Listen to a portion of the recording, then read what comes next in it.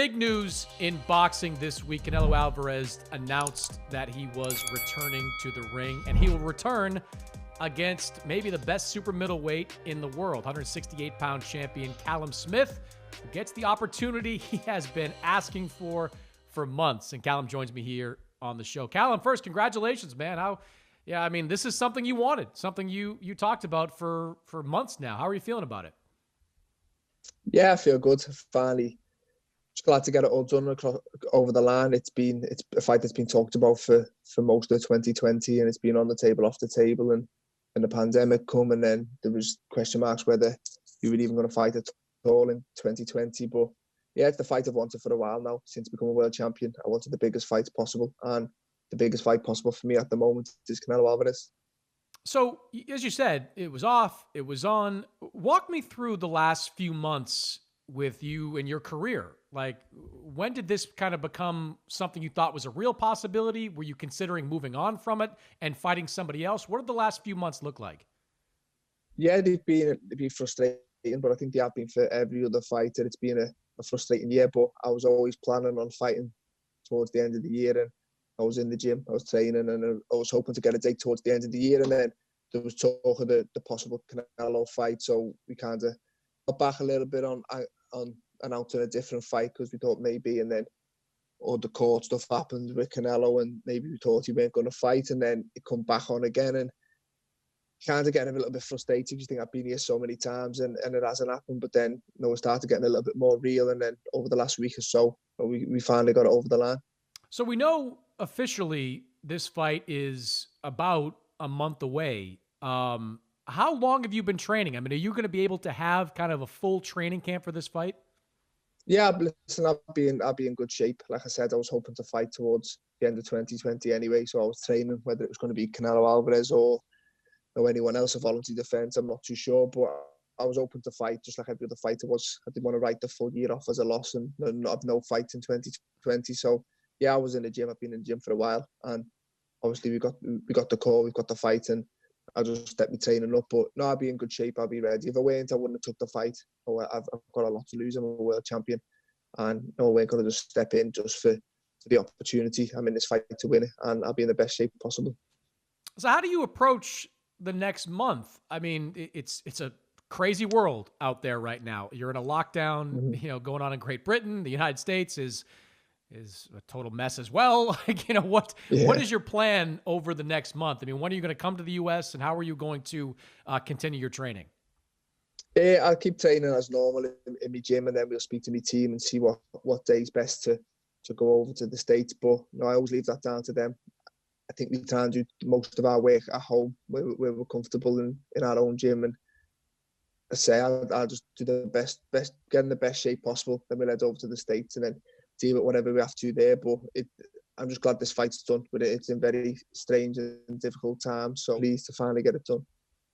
Canelo is arguably the top pound-for-pound fighter in the world, so he's got a lot of skills at middleweight, super middleweight, even light heavyweight. He's had a high level of success. When you look at him as an opponent, I mean, where do you see your advantages? Yeah, listen, he's a special fighter, as you said there. He's in the position he is because of what he's done previously. I just think stylistically, I'm hard to beat, and I think the best Canelo Alvarez is at 160, not at 168. I think there's a lot of big people at 168, and no, I'm big, but I believe I've got skills to go with it as well. So I just think tactically and stylistically, I'm in this fight to win, and I believe I will. One of the things about you, Callum, is that I'm consistently shocked you make 168 pounds. And you do it. You do it every time. But you say I'm a big boy. Yes, you are. There's a picture out there of you in the gym, and you're like the biggest guy there, and I'm not even sure you're the biggest weight class there. I mean, how are you able to consistently get down? How tough is it to get down? Yeah, listen, it's getting tougher, but I believe I've got a very good team and a good nutritionist, and I'm very disciplined and dedicated, and we do it correctly. And the minute I believe I can't make it comfortable and it's affecting my performance, then I'll move up and I'll set new goals and try and be a 2-weight world champion at 175. But for the moment, I can do the weight, I can perform at it, and we'll stay here and try and achieve as much as I can while I'm still doing it. You mentioned the things that Canelo can do, and yeah, he is much better at 160, no question. He's much more proven at 160 at least. Your size, how do you use that as an advantage? And I'm sure you've heard by now people talking about, well, he's a big guy, but he's also got a long torso, and Canelo is a terrific body puncher. How is he going to counter that type of attack? Yeah, I've just got to just work in the gym with my coach and come up with tactics to of how we're going to do and try and just stop Canelo doing what he's good at and just get off what I feel I'm good at and try and fight my type of fight. But listen, we're two proven world class fighters. I'm sure it'll be a good one, and whoever gets the tactics right and gets them off on a night will come away with the win. But it's an exciting one. These are the fights I've always wanted ever since turning professional. I wanted to be in against the best, and I've always said you kind of know how good you are when you've got a really good fighter in front of you and you've got to raise your game, and this is exactly that for me.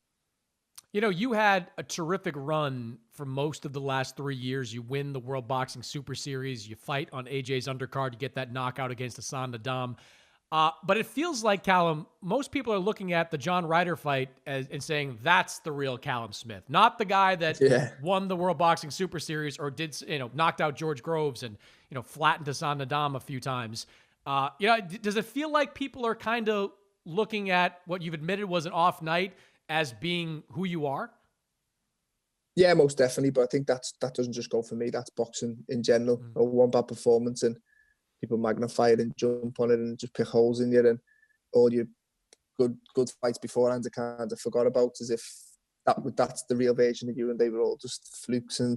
But listen, I know how good I am. I know what I'm capable of. I know what I can do, and I know, listen, if the version of me that's it was in my last fight in, then I'll lose, and there's no two ways about that. But the best version of me turns up, I believe I win. You mentioned being frustrated these last few months. Where does Eddie Hearn rank among the people you were frustrated with the last few months? Yeah, listen, it's been frustrating on all everything, to be honest with you, not just him. It's been, you kind of got to sit back and accept that we're in a pandemic and it's affecting everyone, but you just want your career to get back on track, and I've been getting on at him to get me out towards the end of the year, and we were getting close to sorting a different opponent, and then Canelo want to come back on, and then I'd leave that, and it's been frustrating, especially when you go in the gym training and you don't really know what you're training for, and it could just be a waste. You could end up finishing the year and having to go into the new year, so it's been tough. But as I say, I'm a professional fighter. I'm paid to train and keep my body in the best shape possible, and you've always got to be ready for the call. And I got the Canelo call with just over 4 weeks ago, and if I wouldn't have been in the gym and living that type of life, I wouldn't have been able to accept it, but I was. So it just shows if you're staying ready, then you're always in good shape.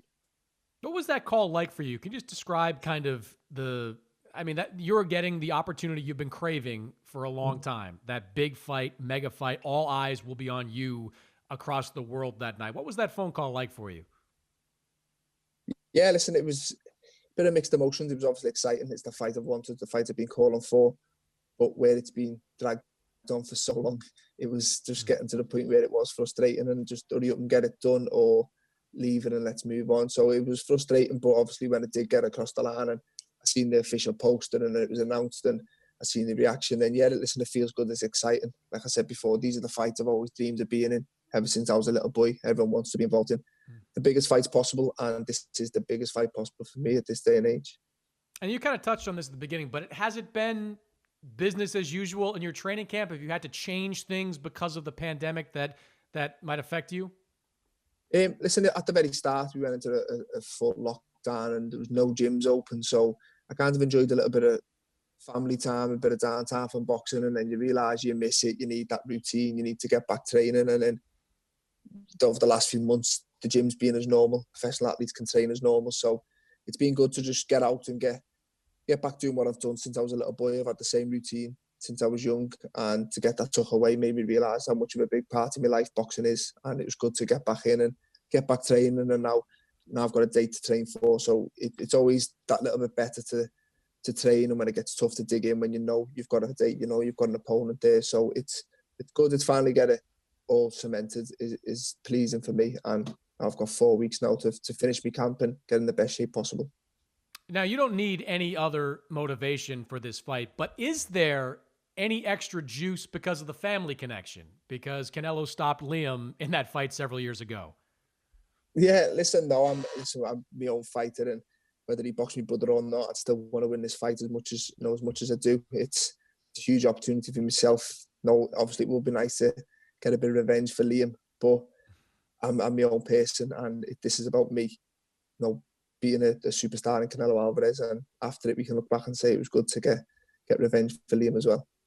Can he? And I'm just asking, like, can he be useful at all in helping you prepare? I mean, you're different fighters, certainly. You're a much Yeah, bigger guy that fights, but can he be an asset to you and sort of telling you what Canelo is like in the ring? yeah, most definitely. He's been in with him, and I think you can watch as much tape as you like. It's always different when you actually get in there, and he's been there up close with him. He knows what he does good. He knows maybe little things he doesn't do so well, and I'm sure I'll pick his brains and get little tips off him. But like you said, we're different fighters. I think tactically, Canelo will fight me probably different to the way he fought my brother. But it's always nice to speak to someone who's been in the ring and shared the ring with him. Well, I already have the gear. I found in my closet the Canelo Smith jacket they gave out to media members there. So I'm going to show up in Texas, Good, ready to go already. Last question for you. It's boxing, and people always want to know, it's amazing how often we talk about what's next before something actually happens in boxing. Yeah. With Golovkin fighting the day before, there will undoubtedly be Canelo questions about Golovkin.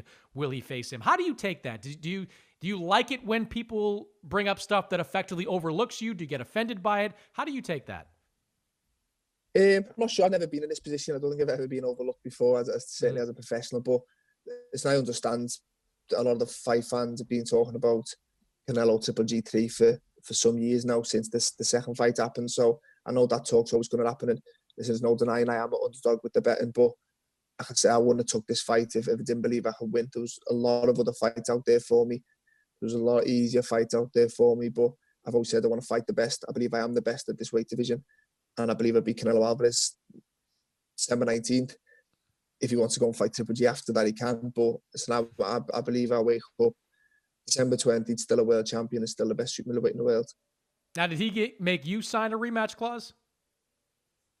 Listen, I'll leave it all to my team, but no, I think there may be some form of rematch clause. But I think if I was to beat him, then no, the fans would probably want to see it again anyway, and it'd still probably be the biggest fight out there for me. But if not, then like I said, I'm in a top division. There's a lot of top fighters out there for me, and the ambition before this fight was to fight the best, and it'll still be well after this. I'll still be chasing unification fights and the other title holders. So I'm in my prime years now. I feel I've had my best years, and I want to take advantage of them. Oh, I mean, forget Canelo Triple G3, Canelo Smith 2 in Cinco de Mayo in Las Vegas. Yeah, that's the plan. Hey, Callum, always appreciate your time, man. Looking forward to it, and congratulations, you earned this opportunity. I think it's going to be a great fight, one way or the other, and looking forward to catching up with you when you get to Texas. Thank you very much. See you soon, mate.